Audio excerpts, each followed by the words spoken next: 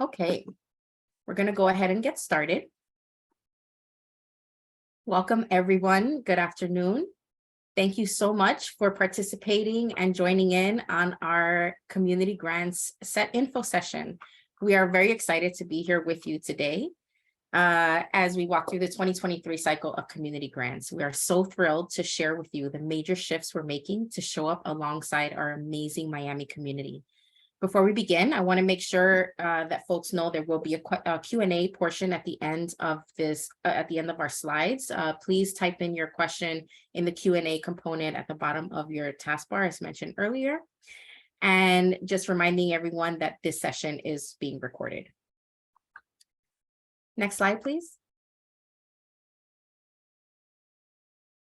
Introducing our incredible team working hard to make sure that we deliver a truly community-focused program is myself, Vicky Checo, Community Engagement Manager, Cheryl Saturnino, our Community Investments Officer, Joanne E. Catant, Community Investments Officer, Malio Doherty, our Senior Programs Associate, and Julissa Rivera, our Community Investments Associate. We are so grateful and excited to be here with everyone today and to share about what we're doing at Community Grants. Next slide, please. The Miami Foundation is grateful to invest in a stronger, more equitable Greater Miami through our Community Grants Program. Our Community Grants Program is our largest and oldest grant program, funded by a collection of field of interest funds held at our endowment that together make up this permanent resource. It allows us here at the Miami Foundation to support our community and address our most pressing needs and greatest opportunities. A very special thank you to the Frederick A. DeLuca Foundation and Miami-Dade County for their deep partnership this year. Their investments have encouraged us to find more ways to show up for our community, and we are so grateful. Community Grants is truly intended to be a program that serves our community with, by, and for our community. From the investments we've made in the past across our funding categories, leading all the way up to today, we continue to find innovative and responsive ways to show up for our nonprofits and promote equity in the space. We are evolving and truly listening to make sure that our investments demonstrate our commitment to our Miami-Dade County. Next slide, please. A major component of our program includes the recruitment and collaboration of our community advisors. Historically, our proposals were read and rated solely by those of us in-house, but within the past 3 years, we've opened up our process to include leaders in our community to help us read and rate every single proposal that we receive. Community advisors are included in our selection meetings, and they help us in our selections by sharing their expertise and experience in the field. This process is very important to us as it ensures that our considerations are inclusive and vast.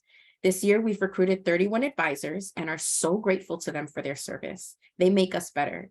Also, in the spirit of meeting our community even closer, we've invited several of our advisors to provide feedback on the shifts we've made this year, as well as the new proposal questions we've introduced. In our commitment to serving equitably, we find this process to be both necessary and enlightening, allowing us to diversify the voices in the room and have more representation in our selection process.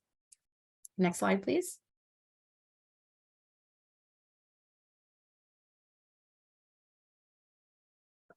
So now we're going to talk about the eligibility requirements. Who is able to apply? Who can we hear from? What are the next steps? And we're going to go through it in the next coming slides. Next one, please.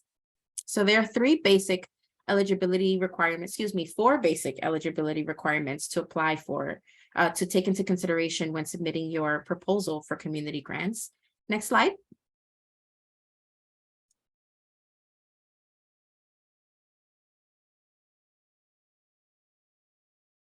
Okay, the first one, which may seem the most basic, but is a true eligibility point that needs to be addressed. You must be a 501c3 public charity that is in good standing with the IRS. Government entities and religious organizations are also invited to apply, and also organizations applying under a 501c3 fiscal sponsor. In these cases, if you are applying with a fiscal sponsor, we will ask you to share your MOU just to make sure that we understand the connections that are being submitted. Also, organizations sponsoring and acting as a fiscal sponsor can also apply on their own. Next point. Organizations must serve Miami-Dade residents. Preference will be given to local applicants, but organizations do not have to be based in Greater Miami. And our third point, if an organization has a current grant through any of our programs at the Miami Foundation, they must be in compliance with that grant in order to be able to apply for community grants. This includes active reports and deliverables. If you have an active grant with us now and you're unsure about your status, please be sure to reach out to your program manager for next steps.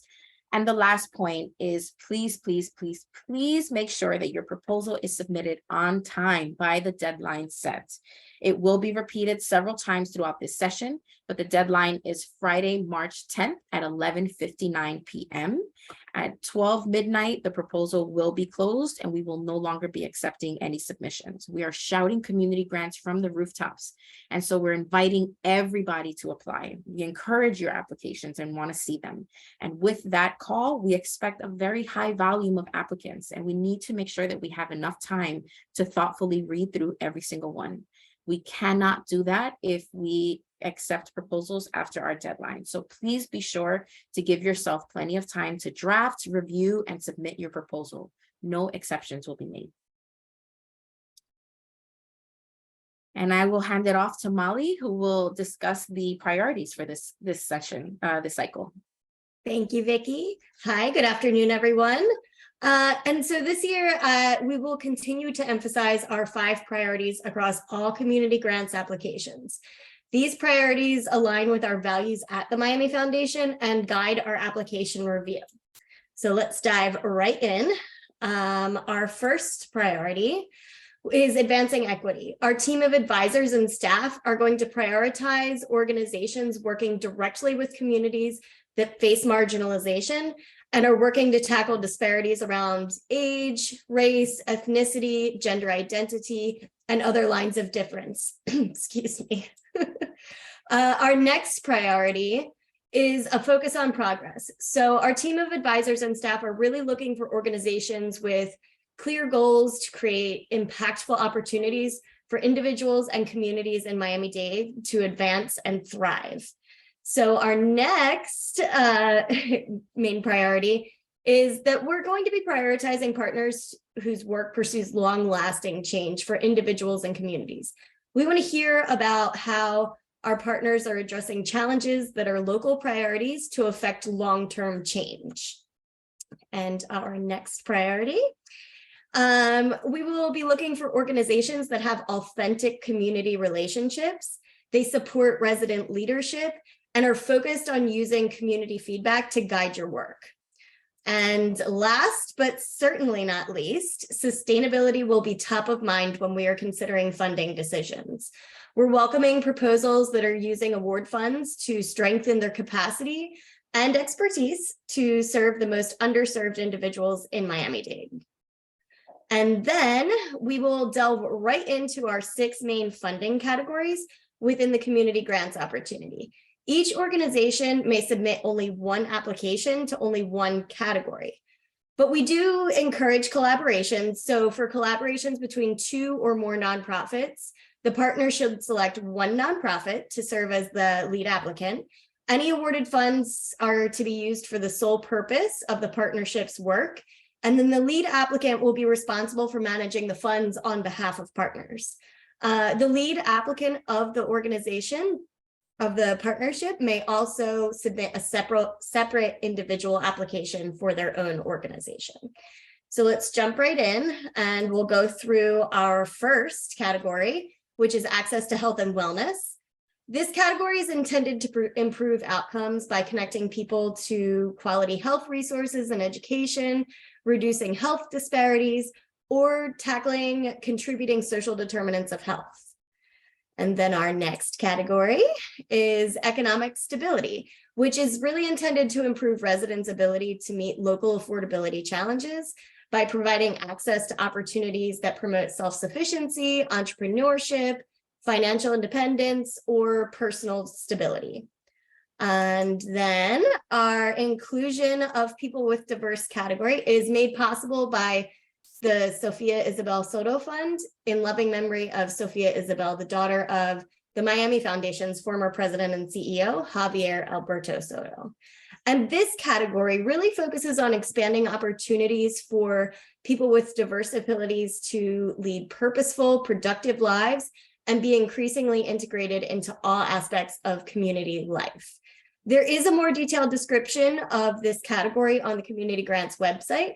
I'll drop it in the chat and I will pass it off to Joanne, who will take you through the 3 remaining categories. Thank you so much, Molly. So our next category is the thriving youth and families. So in this category, we are really looking to expand opportunities for youth to excel from early childhood to career.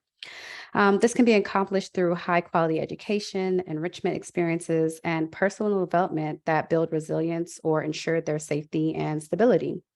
We welcome approaches that include the arts and creative expression to advance personal development. So this category will also support adult caregivers so the whole family can thrive. Next slide, please. Inspiring arts and culture. So through this category, we really hope to invest in strengthening our community through the power of arts and culture. This funding will catalyze work that champions the diversity of our community, expands access to arts and culture experiences for residents, and increases opportunities for artistic expressions. Next category, please.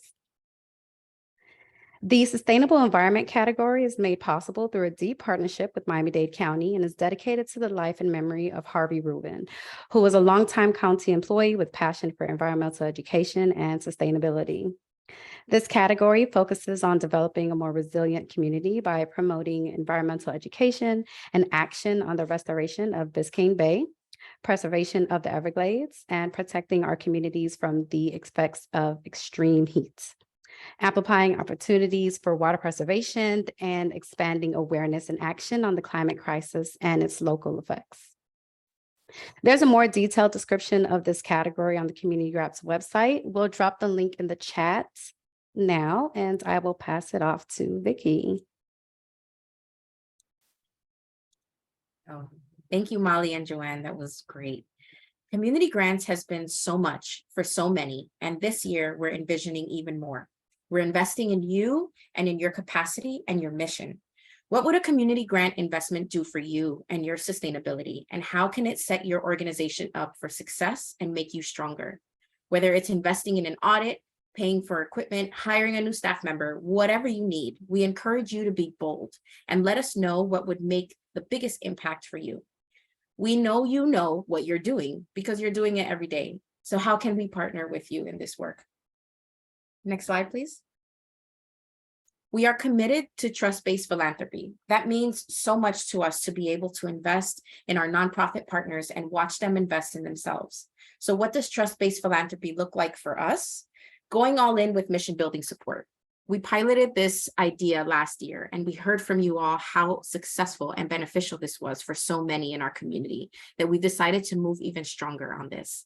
Not all nonprofit needs are a one-size-fits-all, and we understand that. And so mission building general operating support is really intended to allow our nonprofit partners the ability to retrofit dollars according to their needs and expertise. We are investing in the health of our nonprofit partners. We're strengthening capacity so that you can be more resilient and impactful for those that you serve.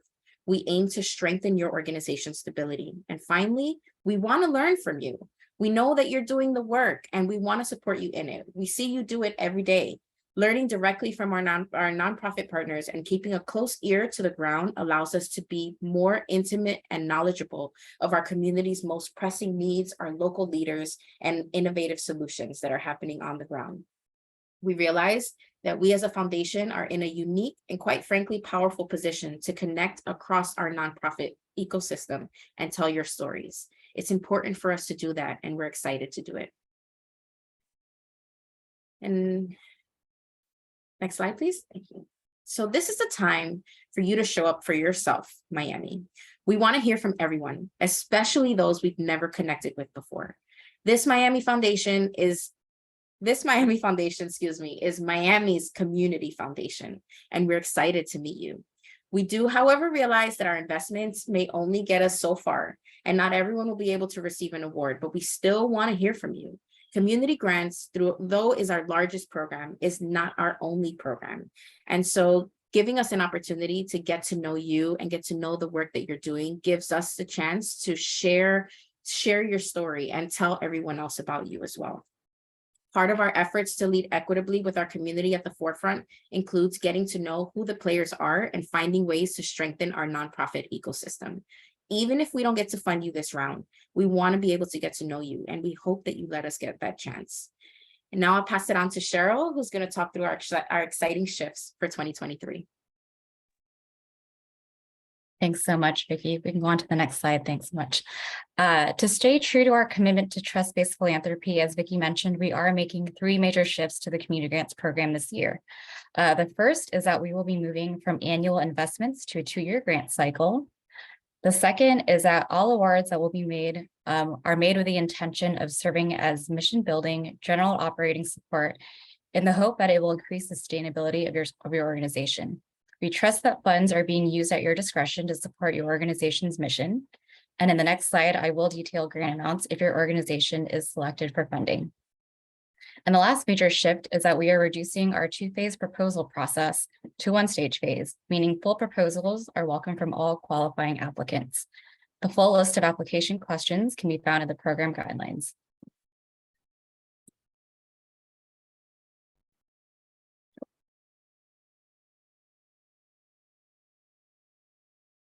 There we go. Awesome. Thank you. All right. So funding levels according to operating budget. So this year, award sizes are dependent on your organization's annual operating budget. The graphic here shows the funding tiers for a 2-year cycle. So I'll go through this really quickly. If your organization is selected for funding and has an operating budget of under $500,000, you will receive $40,000 total for $20,000 a year. If it's between $500,000 and $1 million, it'll be $50,000 for $25,000 a year. If it's between 1 million and 5 million, 60,000 for 30,000 a year. And then finally, if your organizational budget is above 5 million, it'll be 70,000 for 35,000 a year. I'll now pass it on to my colleague, Jaleesa, to present everything you need to know to prepare your community grants application. Welcome, everybody, one more time. So excited to be here. So let's talk about our timeline for this community grant cycle. So as you all know, our applications already opened in January 23rd. And with that, we also have one-on-one time meeting for us to meet with the nonprofits and simply connect. We also will be having some grant writing sessions and coaching available. On March 10 by 11:59, proposal will close and our community advisor review process will begin. Then let's move on to June 16, where award announcements will be happening and our nonprofit partners will be notified and agreements will be sent to be signed. And in July 1st, the grant cycle begins, meaning the first payments will be made. But before applying, I want to make sure that we are visiting the website. So please go and visit Community Grants webpage that can be found under the Community Investment tab under Grant Programs. And once you visit our website, I encourage everyone to look and review our guidelines, since as you see, we have made a lot of improvements and a lot of changes. So we just want to make sure that everyone is well informed about our guidelines and all the documents are there. And once you are in there and you have reviewed the guidelines, we also invite you to join the Miami Foundation staff in the one-on-one office hours I mentioned prior to ask all your questions. We cannot wait to meet you and have those 15 minutes with you.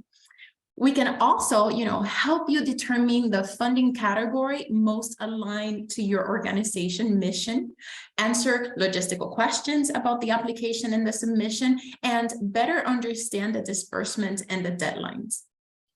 And one of the things I would love to highlight, if you have never applied for an opportunity with the Miami Foundation, this is a fantastic way for us to get to know each other and build a relationship. Now, with that, we also look into highlighting that we've teamed up with our friends at Radical Partners to empower nonprofit applicants in submitting strong mission-based proposal. During the second workshop of our two-part series, participants will shift mindsets from programmatic to mission-based applications, gain best practices for identifying and writing strong proposals, and develop workflows to identify and sustain SMARTY goals, meeting proposals to report back on grant-powered wins. Radical partners will also be offering strategies and grant writing office hours, so take advantage of those. They will be able to help you get grounded in what you're applying for and why you're applying for that particular category, and help you brainstorm around mission-focused storytelling and review, and access formal feedback on your application. The grant writing workshop link, I will be sharing it in the chat so that everybody has access to it. And once you're ready to apply, now you can click on the Apply Now button that you can see in our website. And this will lead you to the submittable platform we use to collect our grant proposal applications. If you have never used our submittable platform before, you will need to create our Create Your Account button. You will enter some basic information to create an account, and then you will be able to begin the process. If you have already have an account, just make sure that you select the button that says I have an account and sign in to share your login information, and it will take you right through the proposal. And you do not have to complete the application all in one sitting. Just make sure that you are selecting the bottom button where it says Save Draft, and you can always come back to it and complete the application. But the Save Draft button is key. Once your application is complete and you are sure there are no more adjustments that need to be made, click on the Submit button, and so that we can receive it, correct? We will not be able to see your application until you hit that button. We do recommend you submit well advance of the deadline, March 10th at 11:59. That way, we ensure there's no technical difficulties or issues that could cause that the deadline is missed. Once the deadline passes at 11:59 on March 10th, we will be unable to accept any more applications. And so, what are the next steps? Sign up for office hours to connect with our team and discuss your community grant application. And again, we have partnered with Radical Partners who will be offering grant writing workshops next week, February 9th at 1 p.m. Okay, so I will repeat that again. Offering grant writing workshop for our nonprofit organizations, February 9th at 1 p.m. You may also want to consider taking advantage of their coaching. Make sure you carefully review the guidelines documents and submit your application through Submittable well before March 10th. Funding decisions will be announced in June, and the 2-year funding will begin in July. And with that, I will pass it over to Cheryl and the rest of the team to answer any and all the questions you may have. Thank you so much, Julissa. Cheryl will be reading the questions that you've submitted through our Q&A panel. If there are any additional burning questions that you want to make sure are answered this session, please drop them in that function below. All right, thanks so much. Great presentation. So I do see a lot of questions coming through, and thank you to everyone who introduced themselves and their organizations in the question and answer. It's so great to have you all here. But without further ado, let me get to all the questions that we have. And I want to make sure I go in chronological order. Okay, so the first question we have is, greetings. How do you choose who you invite as community advisors? Is there an applicant pool? I can take that one. So this year, we promoted our open call for advisors. There was a Google form made available for about a month and a half around December. It was shared through our socials and in our newsletter. There was no specific criteria for someone to be able to apply, but we did we were overwhelmed, gratefully overwhelmed with such a wide variety of qualified applicants, and we're able to recruit a powerhouse of 31. There will be more opportunities for community to serve as community advisors for other programs as the year goes on with our other programs, and we'll definitely reopen it for our 2025 session again. Awesome. All right, another question. We want to apply to this grant. We began our functions in January of this year, and now we have requested the 501c3 to the IRS.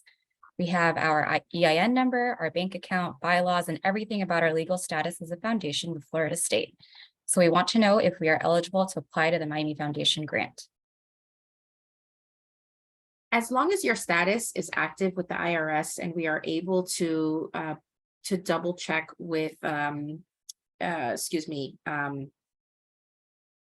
Sometimes we use GuideStar and sometimes we use the GuideStar, IRS. thank you. Yes, and sometimes we use the IRS website just to verify that your EIN number is active and you're in good standing. Thank you, Molly. You got it. Teamwork makes the dream work. All right.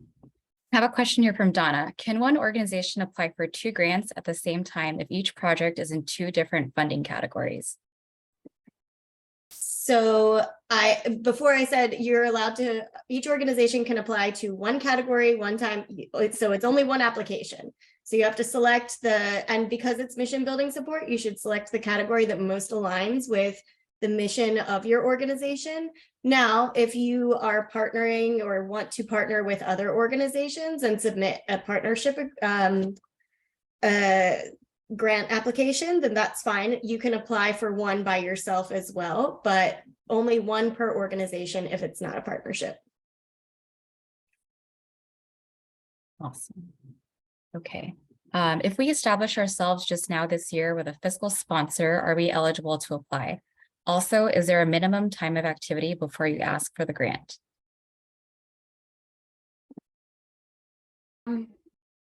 You can absolutely apply with a fiscal sponsor. What we would like to learn more from you is the impact that you've been able to have to date and the ongoing work that you have.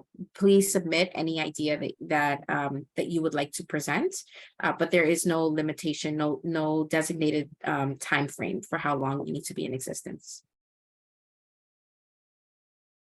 Thank you. We have a couple of questions related to the Radical Partners grant writing and coaching workshop. People are wondering if it will be recorded or if it's live, and if we can share the link to register as well. All of the above. It will be recorded. It will be made available live on the 9th, and they will also be offering the one-to-one coaching feedback sessions. All links are also available on our website. Thanks, Vicki. Could you describe some of the ways awarded proposals stand out? I'm gonna let Molly take that one. I could not find my mouse, my apologies. So I think that this comes in a variety of ways. There is no one size fits all when it comes to this grant.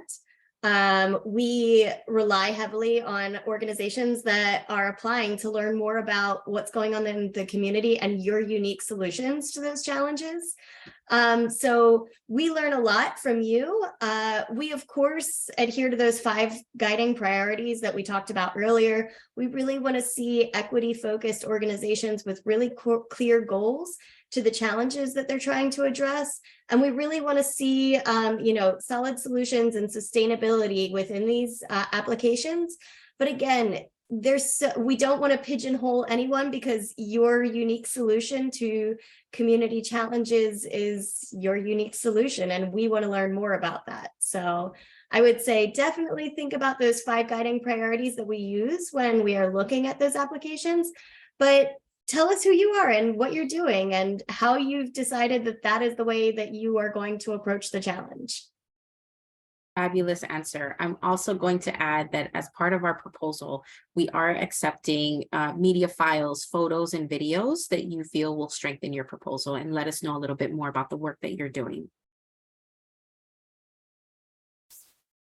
I have a question here from Kelsey. How many funds are available in each category / how many awards do you expect to make per category?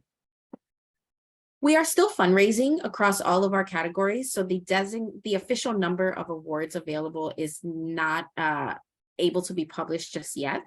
But last year we did award 106 awardees, and this year we've fundraised even more. So for more to come on that answer. Thank you. We have a question here from Mimi. When you say general operating support for our organization, can it be for general operating support of a particular program instead of the entity as a whole? I realize you said you are interested in the overall organization sustainability, but compelled to check anyway.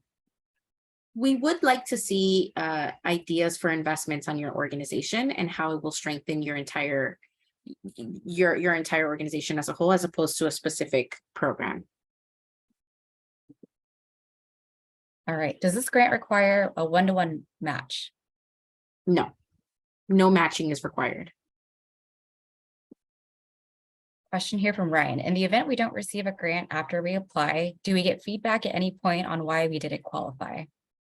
Yes, after the awards have been made public and the agreements have been signed, folks are able to sign up to get some feedback on what the advisors had to say about the proposal. Just to circle back on the general operating support question, you can absolutely use your funds to support a specific program, though for your proposal, we want to learn more about your organization's impact as a whole. If successfully awarded, understanding that the grant cycle runs from July 1st, 2023 to June 30th, 2025, is there an interim reporting cycle in here somewhere and a final reporting cycle that will be explained to all those that are selected? Yes, there will be an interim report due in the middle phase in 2024. And then at the end of the cycle in 2025, we will be requesting a final report. Is there an option to collaborate with another colleague working on the grant? Yes, Molly did answer this very eloquently earlier, so I'm going to let her answer it again. Absolutely. You can partner with other organizations that care and love about the same things that you do. We absolutely encourage you to partner and make that greater impact. I just advise that you select one lead person that is in charge of submitting the partnership application. And they will be the person and organization in charge of the funding distribution that supports the partnerships work. And the lead agency that submits for the partnership proposal is also eligible to apply for an individual grant proposal as well. Thank you for clarifying that. Is local government eligible to apply, or is this only for nonprofit organizations? Yes, local government organizations can apply, as well as religious organizations. Thank you. Is there a budget limit to consideration for operational size? There is no budget limit. There are specific ceilings and buckets depending on your organizational budget that will make you eligible for funding. We have a comment here from Maria. Thanks for the session. Can you specify the frequency of the payments on the 2-year cycle? It'll be an annual payment. So if your award based on your organizational size is $40,000, every year you will receive a $20,000 investment.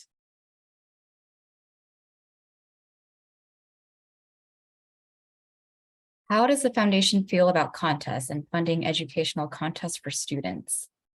That might be a one-on-one question, but I don't know if anyone has an answer now. I would definitely recommend signing up for a one-on-one feedback. I want to make sure that we're answering general questions that are kind of applicable. I'm happy to meet with you, so definitely come check out my Calendly and we can meet and talk about the best approach for submitting your proposal. From Cynthia, thank you for this great info session. For the Thriving Youth and Families category, does the focus have to be on youth, or can it be on mothers and their families? Absolutely. You can focus on any of the adults that support making it a thriving family. Yes, that's absolutely a consideration in that category.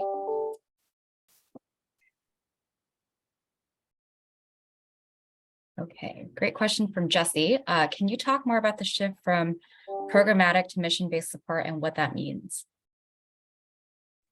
Sure. So last year, we accepted both program-related and mission-building support. This year, we're going full in on mission-building support as a strengthening of our efforts to move towards trust-based philanthropy.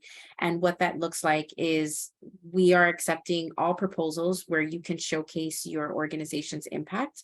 If you feel that the best investment in your organization is to put the money towards programs, that is something that, if awarded, that is something that you will be able to do. The shift really allows you the opportunity to tell us about your organization as a whole and let us know of any additional needs to be able to strengthen your capacity that might be outside of the programmatic scope. Thank you, Vicki. We are a national organization that currently has programs in 7 cities, and we are planning on expanding to Miami. Is this something that the Miami Foundation would fund?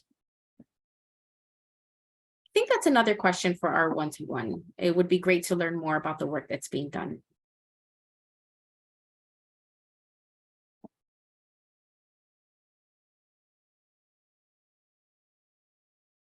I have a question here. Can you go over the documentation required once the grant has been approved if we've been selected?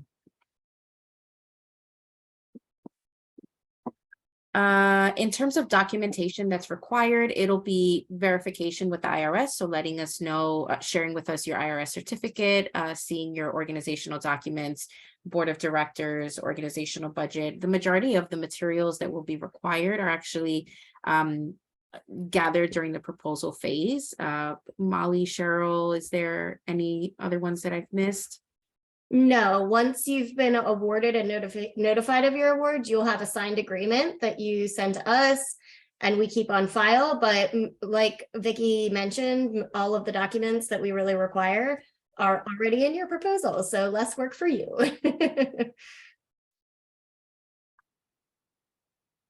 Question from Mappy. Can a nonprofit apply as a lead in partnership with a for-profit entity? Is there a fiscal? Okay, hi, Moppy. So if you apply, the lead agency that applies needs to apply with the EIN of either a fiscal sponsorship with the nonprofit or like having the nonprofit be the lead agency. But yes, if you are not a 501c3, you would need a fiscal sponsor to apply for any grant application. All right, we have a question here from Vera. Will points be taken off in our response to some of the questions are answered if unknown/prefer not to answer? We don't actually know the sexual orientation of our board members, for example, or if they have disabilities, and maybe kind of elaborate on why we collect that information. I wouldn't say that points would be taken off. That's not part of the rating system, although we are encouraging all of our nonprofits to share a little bit more about the diversity on your team and on your board and what makes you the best organization to serve your target population. So it wouldn't be a ding, absolutely not. It is information that we would like to know more about.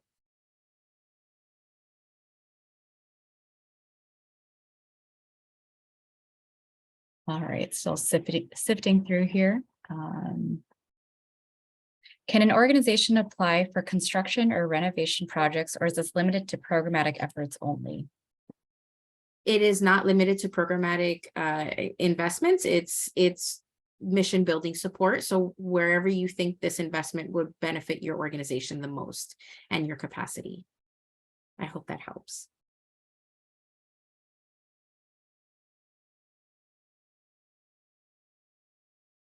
Would a 501c4 be considered eligible? I do not believe so. I see Molly shaking her head. We can talk a little bit more offline and see if perhaps adding a fiscal sponsor to your proposal might be best. But C4s are not, we cannot accept C4s, only 501c3s. So yes, if you have a fiscal sponsor with a 501c3, then yes, but otherwise 501c4s cannot apply on their own.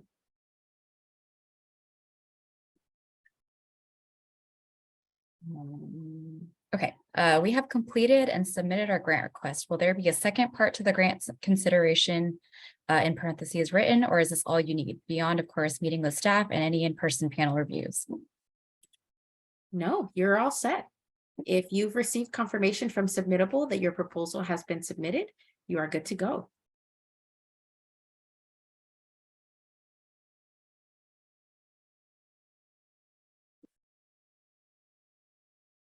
Not sure you have a quick answer to this, but how many applicants were there last year?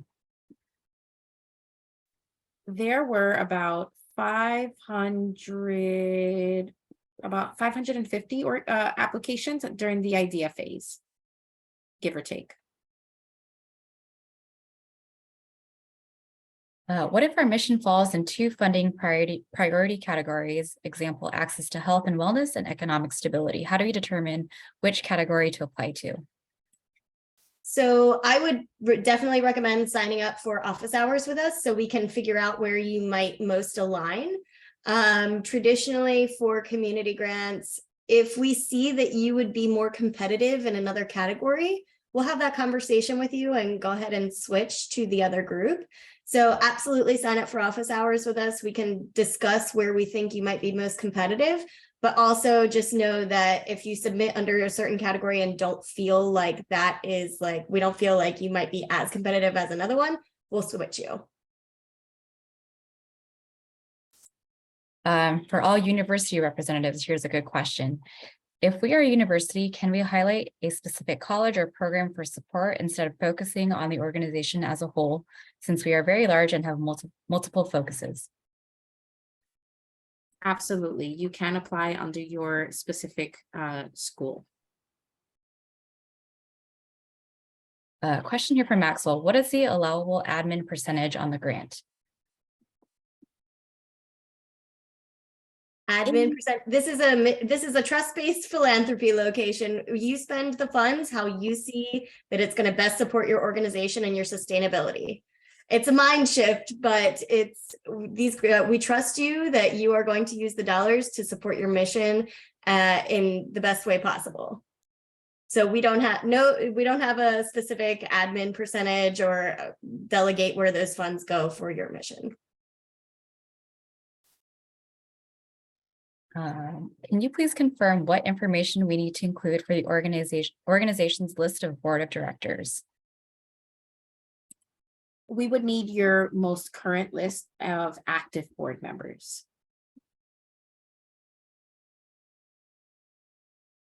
Is there a minimum budget for a 501c3 to qualify? We are a new charity and have not raised funds yet, but we've been established for 2 years. There is no minimum budget. Thank you. Are audited financial statements being required of fiscal sponsors? Many small nonprofits don't have audits. Audits are not required. We just need to make sure that your your status, your 501c3 status is active with the IRS, and we may request a copy of your 990.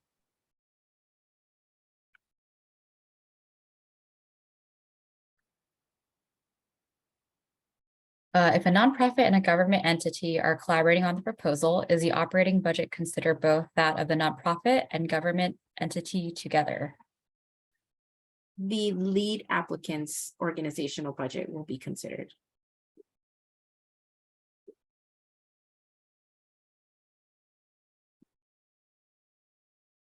So many great questions.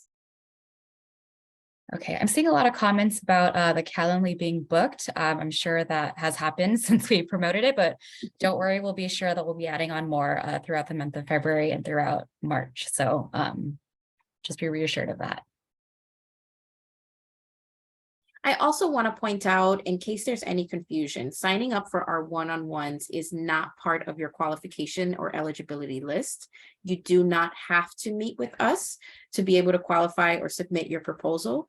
It is encouraged that you do have a question. If you do have a question, or if you've never had a chance to meet with us, please sign up and take advantage of those resources, but it is not something that will penalize or strengthen. It's more for us to be able to get to know you and open up lines of communication. Another question on board members. Is there a minimum of board members needed? No.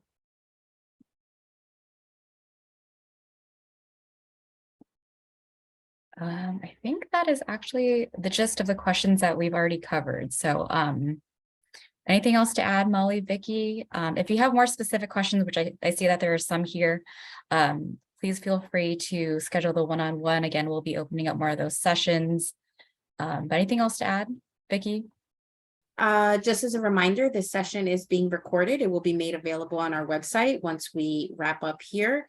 And again, we are so excited. We are so grateful to be able to offer this resource to our community. We want to get to know you. If you feel that you've never had a chance to connect with the Miami Foundation before, now is your chance. And please, please, please let your voice be heard.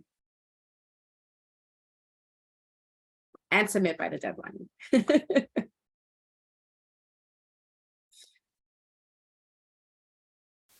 I guess with that, that concludes our info session. Thank you all so much for your participation. And we look forward to reading your proposals. Best of luck. Thank you all. Have a great afternoon.